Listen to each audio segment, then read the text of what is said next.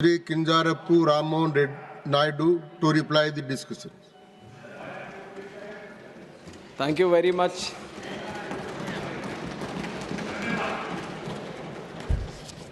Thank you very much, sir, for giving me the opportunity. And in fact, I would like to start by giving my thanks to all the speakers who have participated in this important bill. And right from Syed Nasir Hussain ji, Raghav Chadda ji, Shambhu Patel ji, Sagarika Ghosh ji, Kanimoy ji, Ghanshyam Tiwari ji, Ramji Lal Suman ji, Niranjan Reddy ji, Shri Brijlal ji, Sulata Dev ji, former Prime Minister who is also here, H.D. Devegowda ji, Fauzia Khan ji, Santosh Kumar ji, Bhim Singh ji, Haris Biran ji, Geeta Chandra Prabha ji, A. Rahim ji, Parmal Salam Singh ji, Mission Ranjan Das ji, Ramchandra Jangra ji, Ajit Madhavrao ji, Priyanka Chaturvedi ji and Sushmita Dev ji. And I thank each and everyone who has heartfully participated in this debate. And through this debate, many suggestions which are very, very important for us as a ministry to know. Some of the feedback is very, very important for us to know that has come through all the speakers. And some have maybe crossed the line a little bit and used this debate for their own political purposes. I would not delve too deep into that because that is something the opposition, it has a right to do it and it keeps doing it all the time. But I'll keep the debate very positive and I'd like to comment on all the important suggestions that have come in. And I would like to start also by addressing the elephant in the room, which is about the name of the act, Bharatiya Vayuyan Vidhayak. I also understand that it might be a little difficult thing to pronounce for a lot of people. गले में अटकता होगा ये, पर कोई शर्मिंदा की बात नहीं है इसमें. कोई ये ऐसे वो शर्मिंदा होने की कोई बात नहीं है. This is something you have to know the intention with which the government has put this name. That is ये है कि भारत की जो विरासत है, संस्कृति है, जो पहचान है, उसको दिखाने की, दर्शाने की एक प्रयत्न ये 3 वर्ड अभी रखने की है. इसमें कोई कॉन्स्टिट्यूशनल वायलेशन कहीं पे भी नहीं है. जो भी आर्टिकल्स मेंशन किए गए हैं, उसका कोई भी कहीं पे भी उसका opposition या कुछ किया नहीं है. One of them is Article 348(1) has been mentioned, which says about the authoritative text. That is definitely in English, it is there. And also the bill is, it's been mentioned about Article 120, but that also there is no violation about it. And the official language act also, it is in accordance with it. So there is no point of constitution, but there might be a feeling that something has been imposed. And I also am a very proud Telugu person. I speak Telugu language, I write Telugu language, and I am proud of my culture and my upbringing. So you might be questioning, you are a Telugu person, how can you allow this kind of this thing? अरे हमारे तेलुगु में भी भारत तो भारत ही बोलते हैं. वायु is also a Telugu word. So Bharatiya Vayuyan Vidhayak becomes half Telugu for me also. So it is a mixture of all the languages here. It is like everyone coming together, we want to this thing. With the colonialization, there has been a small cocoon that has been developed.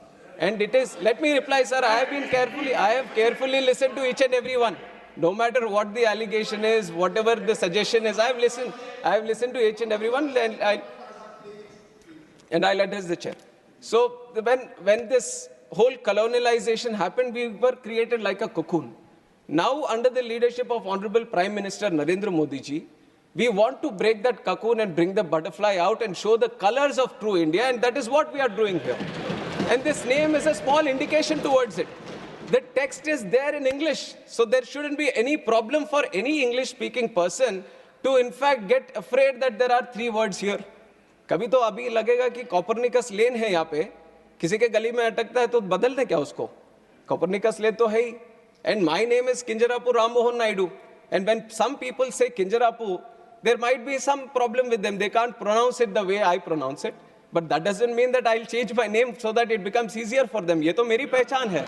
और उसी तरह अभी शायद ये 2 बार बोलने से 3 बार बोलने से थोड़ा मुश्किल होता होगा. But India has gotten used to so many things, sir. I think they will get used to this one also. Bharatiya Vayuyan Vidhayak is just to create the identity of the languages. On top of that I've seen, you are mentioning about other languages also.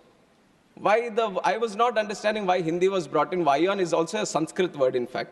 And if you really want to appreciate the languages, the culture of this country, I would like the opposition to also appreciate that on 3rd October of this year, the cabinet has made 5 languages as classical languages, which are Marathi, Assamese, Bengali, Pali, and Prakrit. If you really love the languages, you should appreciate the decision of the government and how much this NDA government protects and promotes the languages of India.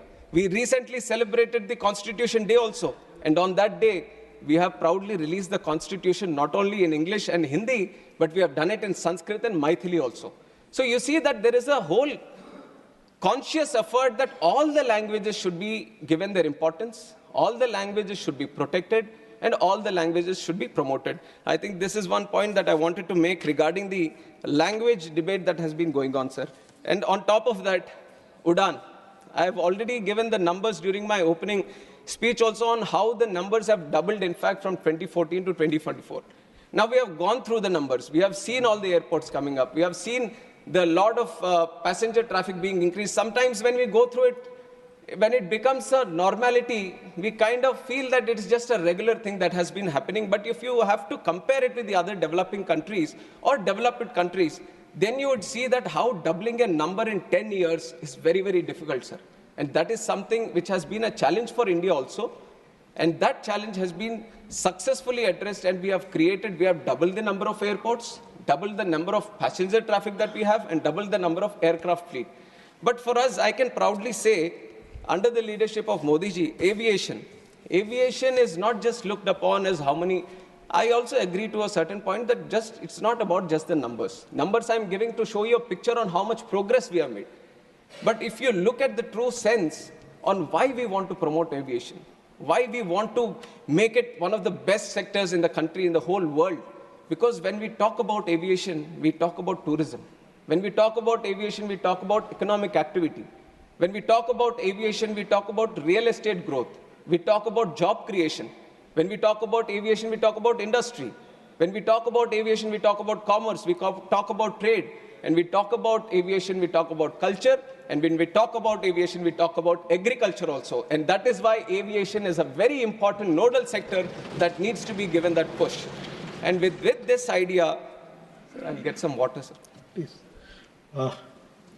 And it is with this idea that the whole aviation sector has been thoroughly, deeply understood on what the true potential India can have. And we have seen that there are multiple gaps also. Now 90,000 crores capex has been put into the infrastructure to create the infrastructure in airport infrastructure. But creating infrastructure, that itself is one challenge. And when I took the charge as a minister for this aviation, sir, I have promised the people of this country that, ma'am, thank you. Thank you. She has always been so caring, sir. Like a mother, always. Thank you, ma'am. So, when we look deep, it is not about just creating the infrastructure, but it is about connecting them also. Now, you can spend a lot of money, you can create the infrastructure, you can create more airports, but the ultimate challenge, thank you. The ultimate challenge is how do you connect? And that is where, bringing in all the aspects of the government, we created the Udan scheme, which is Uday Desh Ka Aam Nagrik. Through the Udan scheme, the challenge of these airlines, because it is a market-driven industry, where they feel there might be a non-viability in running a route, the government has taken the responsibility a little bit on himself, and it has said that why don't we provide the viability gap funding? It was the first time that it has been done at such a large scale. And through the Udan scheme, now we have started 609 routes in the country in just 8 years span of time. Nowhere in the world you would have seen such a scheme, which has been run by the government itself, so that the non-viable routes, the airlines can come and start the routes and facilitating the routes.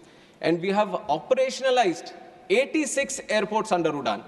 And out of these 86 airports, 20 were underserved, but 66 airports were totally unserved. What I mean by unserved is that not a single flight was going to these airports. But that was a challenge the government has taken up. Now we have constructed the airports, but we have to start the airline connectivity also. And through the Udan scheme, we have given the viability gap funding, and we were able to run all these airports. We were giving them those connections, which was very, very required for the people of that state or of that region or of the airport. And we have operationalized 86. And we can proudly say that Udan has been a real success story of the Indian aviation, which are showcasing to the whole world under the leadership of Narendra Modi ji.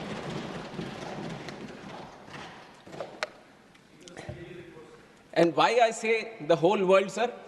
In fact, in September, we have had one conference also, Asia Pacific Ministerial Conference, where 41 countries were participating, and there were stakeholders from aviation across the globe also who were participating. And 29 countries have sent in the best of the people who represent aviation from their countries. And I have heard all of them speak in that conference, and they have proudly said, the real thing that we can pick up from India today is how it has improved the domestic connectivity within the country, and how it has launched the RCS Udan scheme so that it could facilitate the regional aviation in a very big way. Because for them, most of the countries, sir, for them, the aviation becomes more of an international affair. How do you connect your country better to another country? But a lot of them couldn't crack the challenge of internal connectivity. But now with this Udan scheme, we are showcasing it to the world that a little push, a little commitment from the government, you can create wonders, and that is what we have done through the Udan scheme. And now through the Udan scheme, we have kind of addressed the accessibility. Now the other thing that I've mentioned after taking charge as a minister was that I want to bring in affordability also. And I understand all the concerns that each and every member has raised regarding the airfares. I'm also a citizen of this country, and I was also a member, and before member, I was also a passenger. So I know one of the challenges that the people of this country face when they're traveling, and I understand the true spirit in which people would have spoken about the airfares also. But you have to understand that airfares regulation is, this debate has been there for quite some time, sir, and internationally also the process that they follow is they keep the aviation air ticket mechanism as a very deregulated sector, because that is how the whole sector moves forward. That is how there is a win-win situation for everyone. The market plays its game, and everyone gets facilitated in the process, and this is an international procedure. Nowhere in the world, any country has been regulating the air prices and seeing a progress in aviation. Everyone has a very deregularized sector only. And in fact, in our country also, at one point of time, there was a regulation on the airfares through the Air Corporations Act. Now, when was this Air Corporations Act taken out? It was in the year 1994 that the then government, that the then leaders thought, if the aviation needs a real push, then we have to deregulate, and that is when the deregulation happened. In 1994, the Air Corporations Act was taken away, in which it was mentioned that air caps need to be capped. So after that, it has been a free market.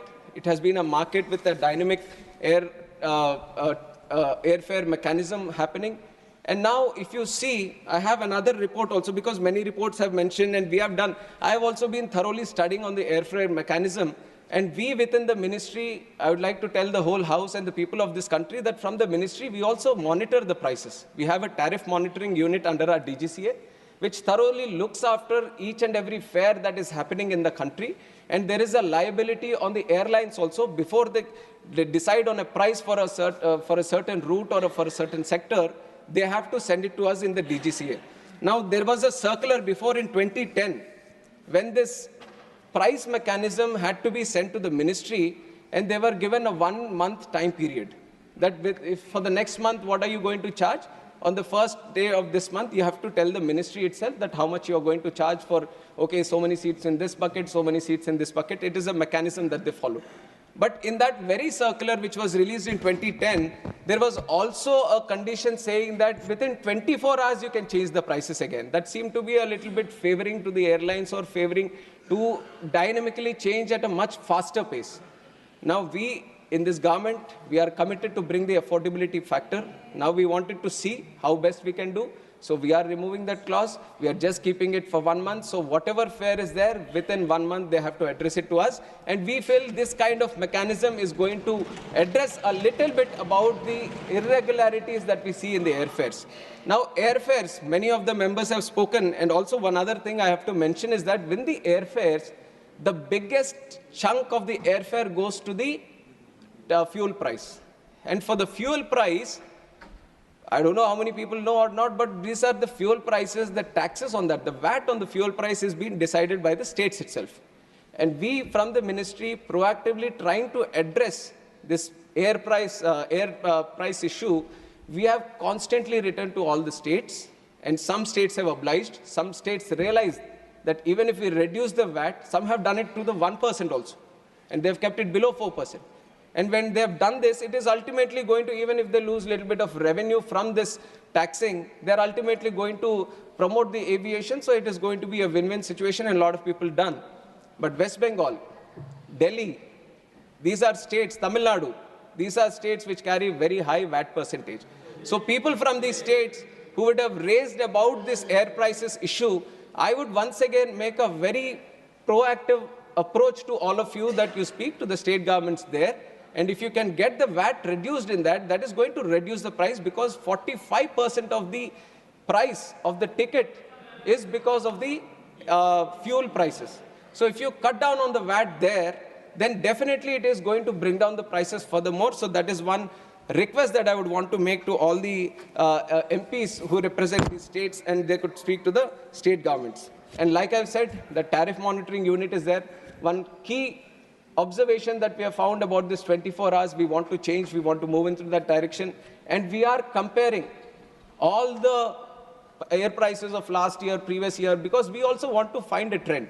Now, air prices, because it is a market-oriented system, whenever you see a festival, or whenever you see some kind of huge event happening in a certain region, or whenever there seems to be a huge inflow and outflow of passengers because of some activity that is happening there, then definitely the market seems to push it, the demand increases, and suddenly because of the demand, the prices also try to creep up. So we have tried to observe, because in Lok Sabha, when I was presenting this bill, this issue has been flagged over there also. And in fact, our Honorable Speaker of the House, he has also mentioned and suggested that we should speak with the airlines and do it. And we have done that also in the month of August. We have sat down with the airlines. We have sensitized them about this problem, that this is not a government problem or anything, it is a people's problem. It has been raised in the House, and our Honorable Speaker has also mentioned about it. So according to that, we have met the airlines, we have sensitized them, and then after the season, the Diwali season has been done, we have observed that in the previous Diwali, 2023, 2 days prior to the Diwali season, and now 2 days prior to this, the major sectors between the metros and the major connectivity points where huge traffic flows, the prices have reduced from 2% to the tune of 42%. This is something just by proactively reacting to the suggestions that you have given and interacting with the airlines and sensitizing that, we'll be thoroughly monitoring the air prices. And if there is anything, because we all have the rules right now, that if anything happens out of the rules, then we can penalize them also. So we are making the tariff monitoring unit system more and more robust, so that they can't act according to their whims and fancies, and they feel like they're in a closed room and they can do whatever they want. We are keeping a watchful eye on them, and we are moving one step at a time. And we want to ensure that जो हवाई चप्पल से हवाई जहाज का सफर जो है, वो अभी तक आधा तो सच हो गया है, और पूरी तरह से इसमें और लोगों को शामिल करने का जो ये है, वो आगे करते रहेंगे, और ये हमारे वादा है सरकार की तरफ से. And on top of this, airfares, there was also an issue of bomb threats also. And if you look at the bomb threats, it was during a specific period. There were multiple instances before also. Once in a while, these were happening. But from 10th October to 24th November, there was sudden surge and so many threats happening on the social media, especially on Twitter, and some were through calls and all. So first thing I want to tell the House is that for us as a ministry, safety and security is the topmost priority. Now the threat can be a hoax threat or it can be a fake threat. But for us, once a threat is received, we have to follow the protocol, because we can't put any life at risk just based on assumptions or based on what we think the threat could be. So in that time, we have increased the security, overall surveillance, overall security measures that we need to take. On one step, we have improved.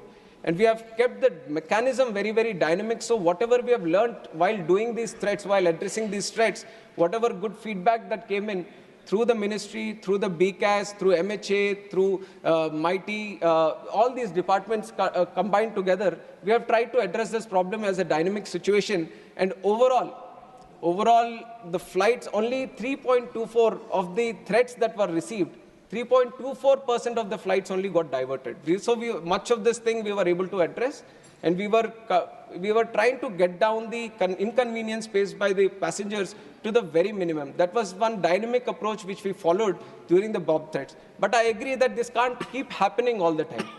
Now, they can't keep taking advantage of this situation that we are going to check each and every plane whenever a threat is received, and they can't do all these hoax threats, because all the threats we received were hoax threats. We thoroughly followed the process, and nowhere we found that there was any real threat. But as we move forward, we understand that this couldn't follow, so we are making some legislative changes also on this. We have aircraft security rules, and through these aircraft security rules, what we are trying to bring in is a legislation change where whoever found guilty of doing this will be put under no-fly list. So this is one approach that we are taking, so at least it becomes a deterrent. Because 3 instances, we have found out that there have been 11 different IDs that have been used through social media, and the police, especially Mumbai police and Delhi police, they have made some attempts to catch some people also. And they have found out that one person who was going after this, he had some kind of personal grudge against the person who was flying on that flight. So for that reason, he puts in a threat on social media that there is a bomb on the plane. So with these kind of using it for very petty pranking styles, or just not understanding the whole seriousness about the air travel and the security that we follow, we don't want people to step into that direction of using the aviation sector as doing for these pranks. So to put a deterrent, we are changing the aircraft security rules and making the no-fly list for these people who do these kind of activities. And also there is another act. Now people have mentioned, why don't you put it in this act also? But under the civil aviation, we have another act, which is the Swastika Act, safety suppression of unlawful acts against safety of civil aviation. This is another act which specifically deals with these offenses and unlawful activities regarding the plane. And we found that that can be strengthened a little bit.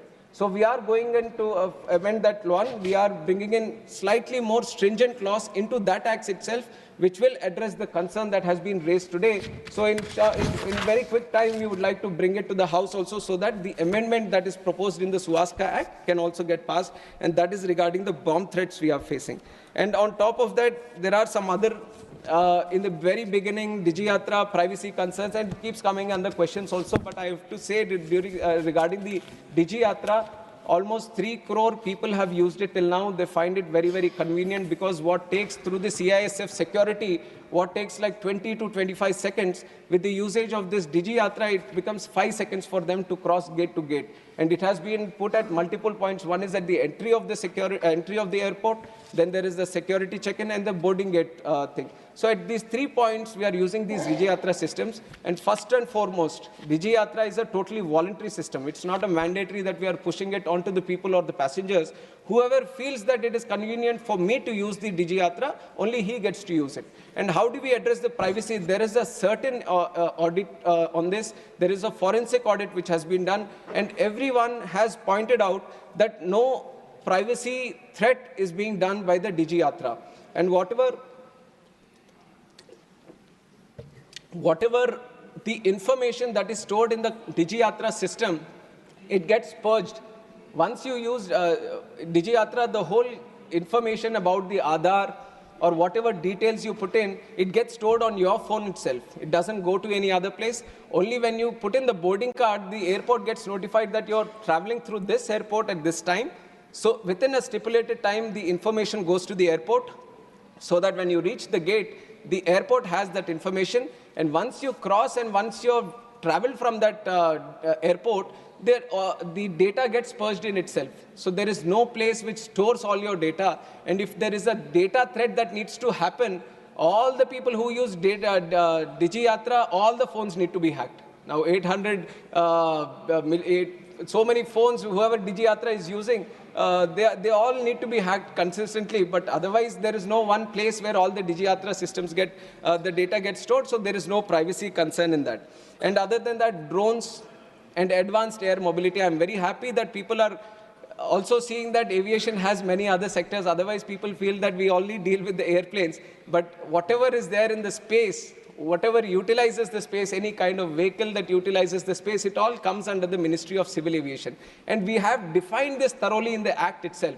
And much of it, because this is a very robust industry, the rules need to be consistently changed, the airspaces, it's an international affair, and all of these coming together, then you need to have a very robust mechanism that somewhere, like I've said in the opening speech also, the International Civil Aviation Organization, which speaks with its under 193 member countries and continuously recommends us on what the protocols need to be, what the requirements need to be. So not every time once they say that, acha, ye karo, then I can't bring everything to the parliament. So we are bringing in the principal act, in the principal act itself, we are saying, let us have the authority to make these rules little more strongly.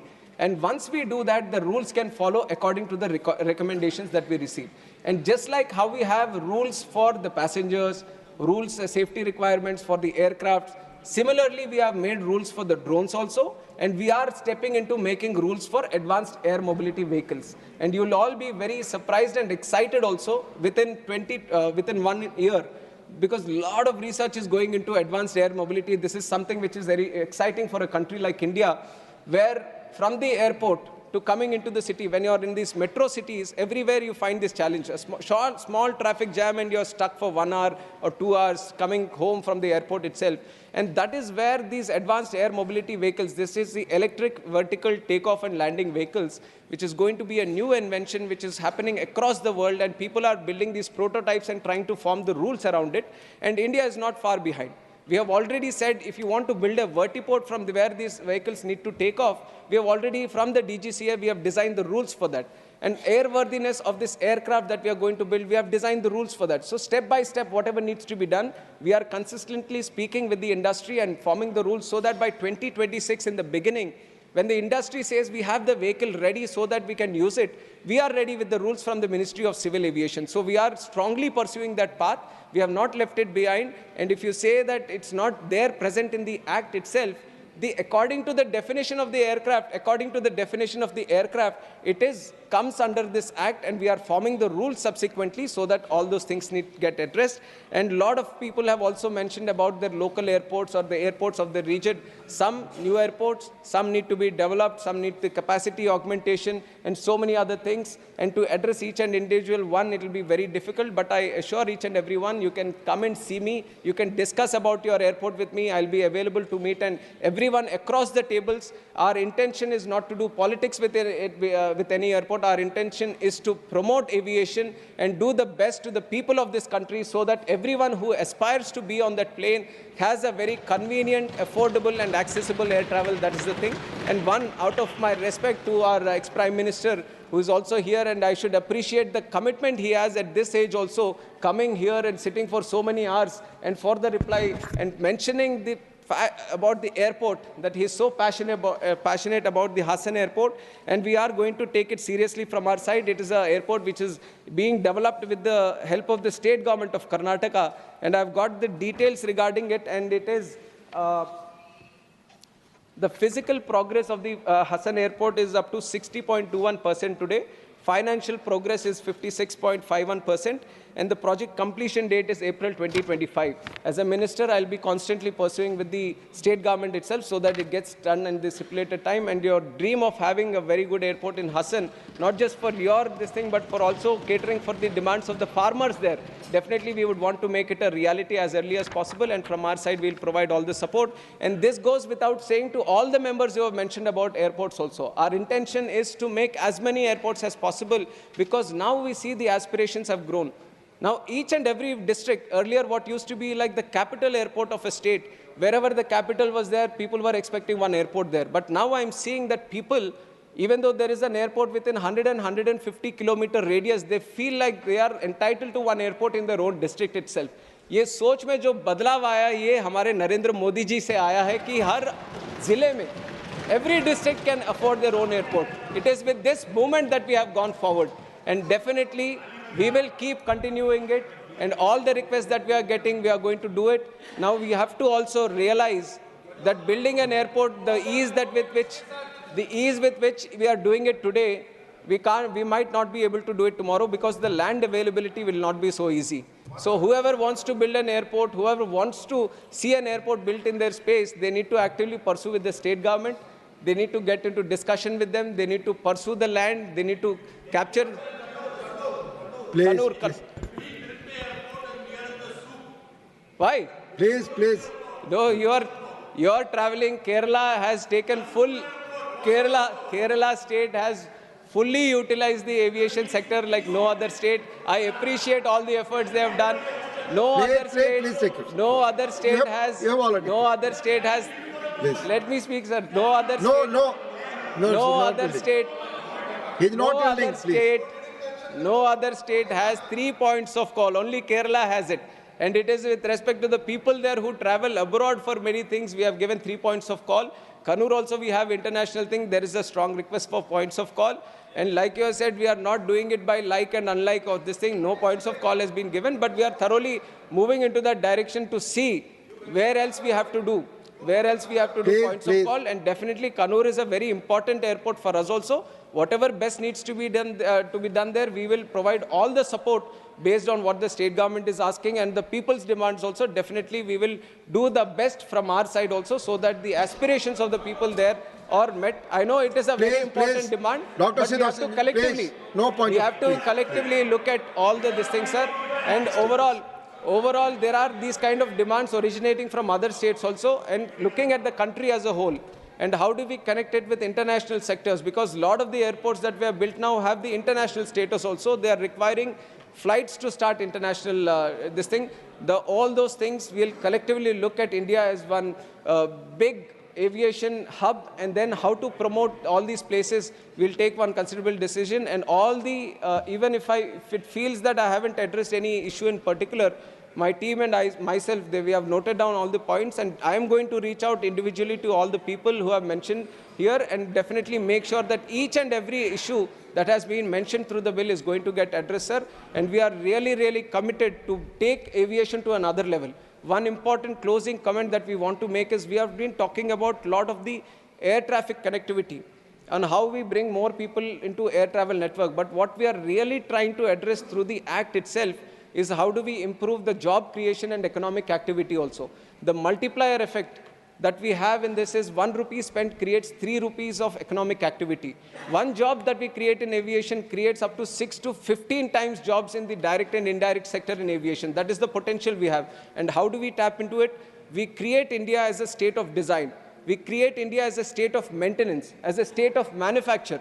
Once we get these terms flowing, once you get that mindset flowing, we will become the country where we can produce our own aircraft, not only for the domestic demands of the country, but we promote it so that people, other countries also come to us and buy aircraft which are made in India. That is the real Atmanirbhar Bharat that we want to address. And by that, we want to create more jobs in this sector, sir. And that is where the core ideology of this bill lies. And I'm sure that each and everyone appreciates this kind of mindset. And I'd like to thank each and everyone for all the support they have given in this bill. And I'm sure once this bill becomes an act, it is going to let us really fly and touch the skies in the aviation that India wants to reach. Thank you very much, sir. Thank you.